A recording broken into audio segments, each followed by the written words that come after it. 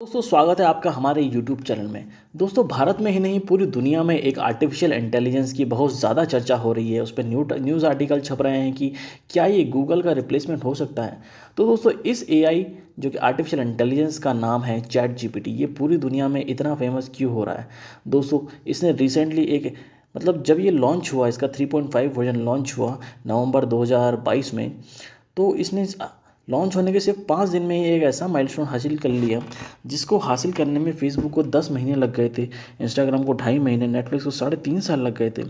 जबकि chat GPT ने सिर्फ 5 दिन में ही 1 मिलियन सब्सक्राइबर, 1 मिलियन यूज़र के माइलस्टोन को अचीव कर लिया था दोस्तों। तो क्या क्या है इतना ज़्यादा इसका फेमस होने की वजह, दोस्तों जानेंगे कि इसके नुकसान और फ़ायदे क्या हो सकते हैं। ये क्योंकि ये एक आर्टिफिशियल इंटेलिजेंस है और इससे हमारी लाइफ पर क्या अफेक्ट पड़ सकता है फ्यूचर में, दोस्तों ये भी जानेंगे। दोस्तों उससे पहले अगर आपने इस चैनल को अभी तक सब्सक्राइब नहीं किया है तो दोस्तों सब्सक्राइब कर दीजिए और अब इस वीडियो को अपने दोस्तों के साथ शेयर कर दीजिए। दोस्तों चैट जीपीटी बेसिकली ये एक एडवांस चैट बॉट है। चैट बॉट आपको याद होगा कि जब आप स्विगी या जोमेटो पर कंप्लेन करते हैं या फिर कोई क्वेरी करते हैं तो आपको कंप्यूटर एक जवाब आता है जो कि एक कंप्यूटर जवाब देता है।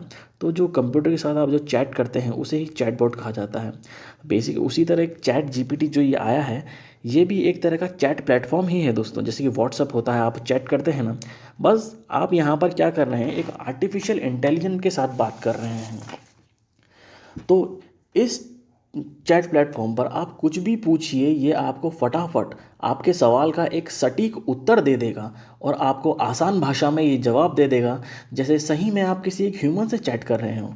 दोस्तों इस पर मैंने भी काफ़ी सारे क्वेश्चन पूछे, इसको मैंने भी ट्राई किया है दोस्तों। इसमें मैंने पूछा कि यूट्यूब का चैनल कैसे बनाया जाए, तो इसने बहुत ही एक आसान भाषा में एक पॉइंट वाइज एक आंसर दे दिया। मैंने पूछा write an poem on Indo Pak relation, इसने वो भी लिख के दे दी। मैंने पूछा मैथ्स की एक प्रॉब्लम डाली मैंने इसके ऊपर, एक क्वाड्रेटिक इक्वेशन, उसने इसको सही से ही सॉल्व कर दिया।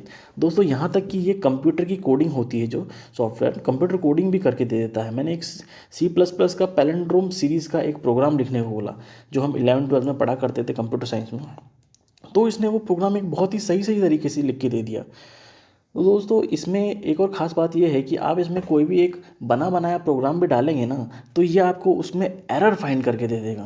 तो दोस्तों इतना बढ़िया बेहतरीन प्रोग्राम, इतना बढ़िया बेहतरीन ये एक दोस्तों बच्चों के होमवर्क करने में भी काफ़ी मददगार साबित हो रहा है। ये किसी भी सब्जेक्ट के क्वेश्चन पूछो, ये एक सटीक उत्तर दे देता है। ऐसे लिखने को कहो ये ऐसे लिख देगा, application writing, letter writing, even job के लिए अपनी डिटेल्स डाल दो इसमें, यह आपको एक बढ़िया सा जॉब रेज्यूमे बना कर दे देगा दोस्तों। तो इतना बढ़िया ये है चैट जीपीटी है दोस्तों। इसको बनाने वाली कंपनी का नाम है ओपन एआई। ओपन एआई नाम की इस कंपनी का हेडक्वार्टर है सैन फ्रांसिस्को में। ओपन एआई एक आर्टिफिशियल इंटेलिजेंस रिसर्च लेबोरेटरी है जो आर्टिफिशियल इंटेलिजेंस पे बेस जो सॉफ्टवेयर बनाती है। इसके और भी कई तरीके के आर्टिफिशियल एआई सॉफ्टवेयर्स आते हैं दोस्तों।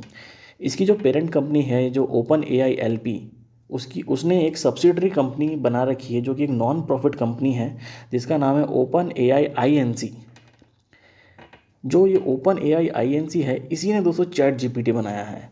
इसको 2015 में एलोन मस्क और सैम ऑल्टमैन और उनके कुछ साथियों ने मिलकर बनाया था और इसके हेडक्वार्टर जैसे बताया मैंने सैन फ्रांसिस्को में ही है दोस्तों। जो चैट जीपीटी की बात करें तो चैट जीपीटी का मतलब होता है, चैट का मतलब आप जानते हैं नॉर्मल बातचीत करना, और जीपीटी जीपीटी का मतलब होता है जनरेटिव प्री ट्रेनिंग ट्रांसफॉर्मर। यानी कि जनरेटिव यानी बताने वाला, ठीक है, प्री ट्रेनिंग है ना प्लेटफॉर्म।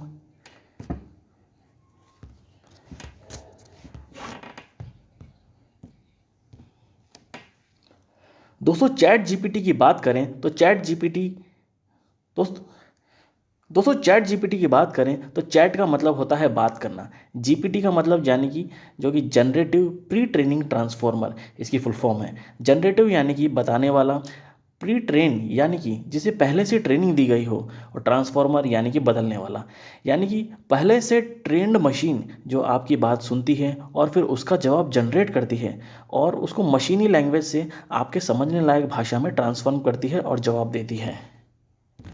दोस्तों चैट जीपीटी वर्जन 3.5 नवंबर के एंड में आया था, पिछले साल 2022 में।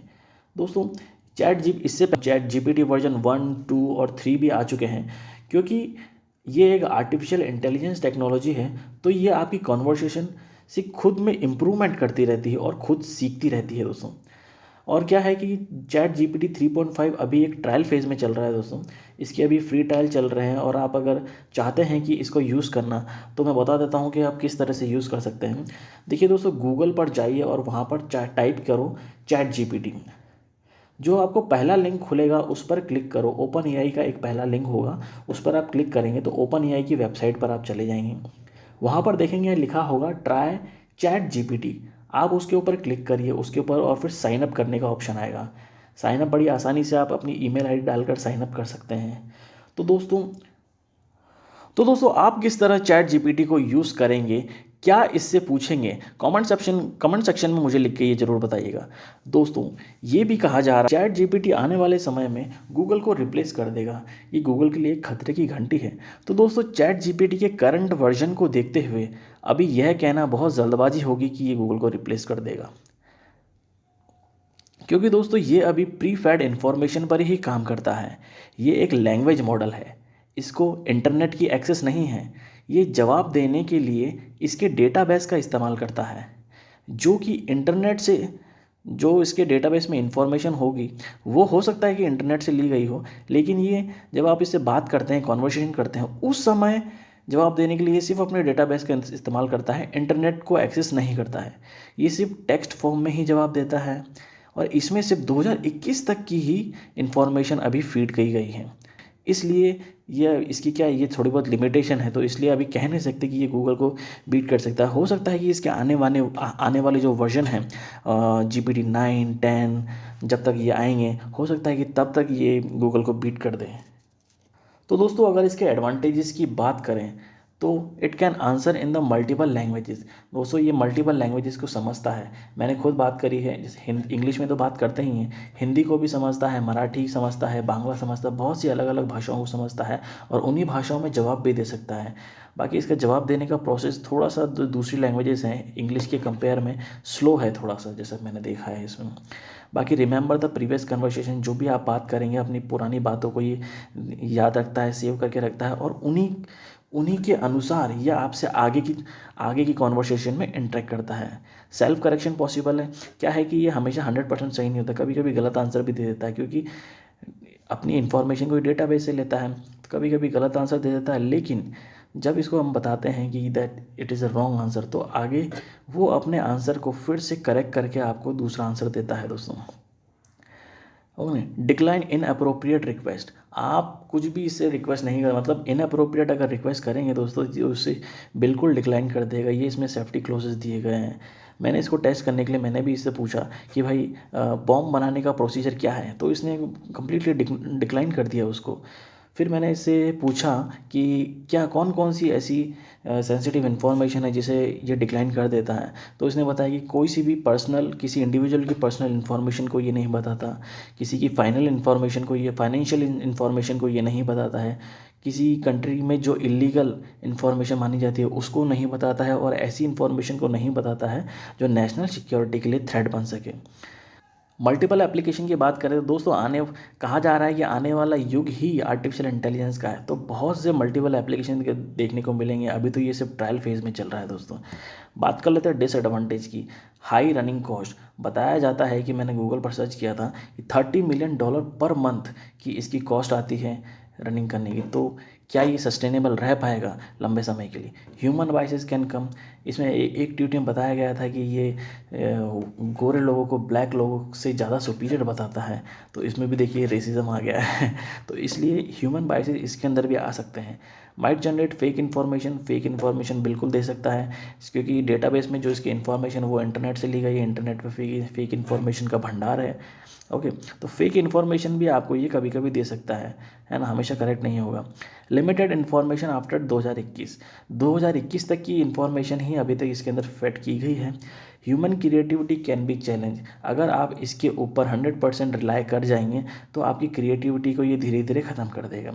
Challenge to the school education, जैसे कि मैंने बताया दोस्तों पहले भी, स्कूल के बच्चों के अगर ये हाथ लग गया तो वो पूरा अपना होमवर्क पढ़ाई वढ़ाई सब इसी के थ्रू करने लगेंगे। ये स्कूल एजुकेशन के लिए एक बहुत बड़ा चैलेंज हो सकता है। तो दोस्तों ये चैट जीपीटी के बारे में था। इस वीडियो को शेयर करिए अपने दोस्तों के साथ, उन्हें भी बताइए कि चैट जीपीटी क्या है। और आपसे भी मैं बोलता हूँ कि आप भी एक बार इस चैट जीपीटी को इस्तेमाल करिए। इस वीडियो के ख़त्म होने के बाद इसे इस्तेमाल करिए और कमेंट सेक्शन में लिख के बताइए दोस्तों कि आपने क्या क्या पूछा। ये इंस्टेंटली आपके सभी क्वेश्चनों के आंसर कर देगा।